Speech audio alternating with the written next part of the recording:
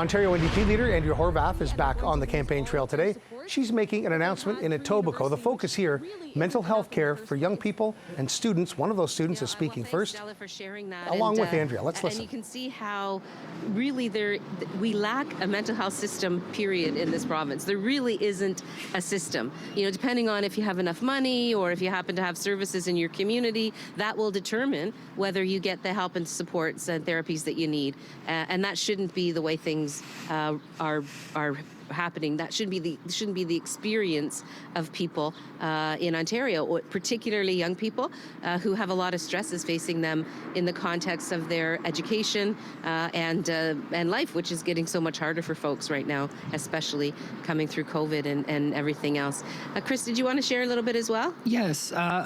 So I'm right now actually getting back into college after I was studying at Humber for a few years. They did give me some mental health support in that school, but it was actually just from students who were learning at the school, so it was not the strongest of mental health support.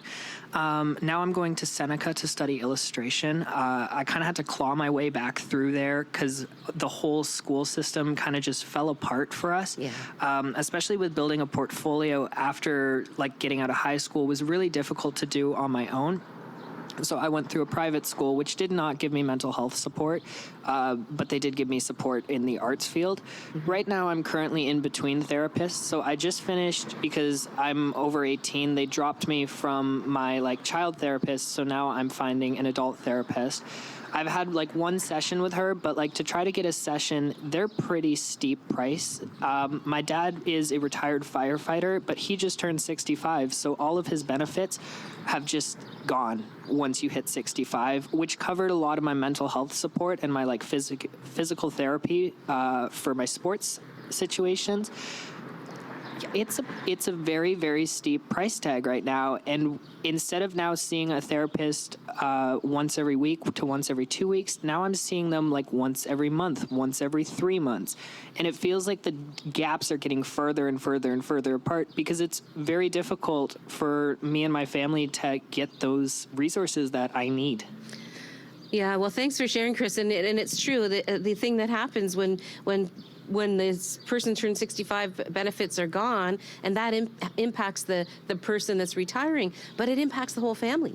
And so when it comes to mental health services, there's the dual issue around finding services in the first place, but then being able to afford it out of pocket is a real barrier for people to get what they need to stay well and to get the frequency of care that they need to continue to get stronger and stronger as time goes on. So I think that's both what you were identifying and what Jamie was identifying too in many ways.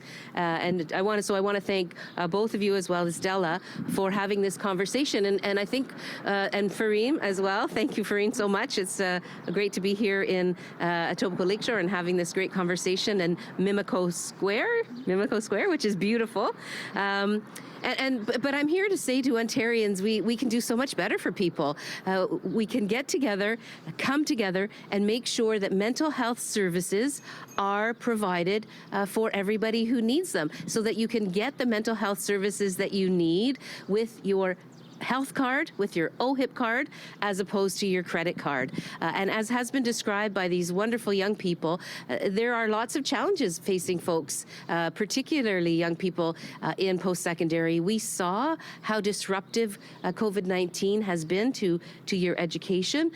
We know that whether it's community college, whether it's university, whether it's trade school, there's been a lot of pressure on young people, and the consistency of not only classes and courses, but supports that you need in school to succeed during this disruptive time have been really, really difficult to get. And so I'm happy to say that our plan would fix that. Together, Ontarians can come together in this election and make sure that people can get the mental health services that they need, as I said, with their OHIP card and not a credit card.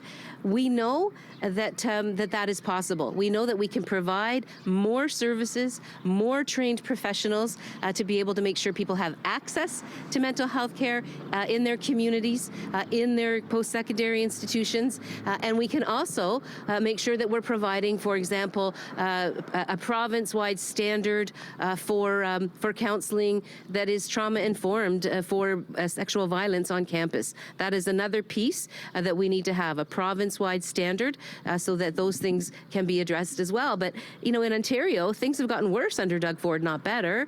Conservative cuts always hurt people. They always hurt people who need the kinds of supports that we know we can provide.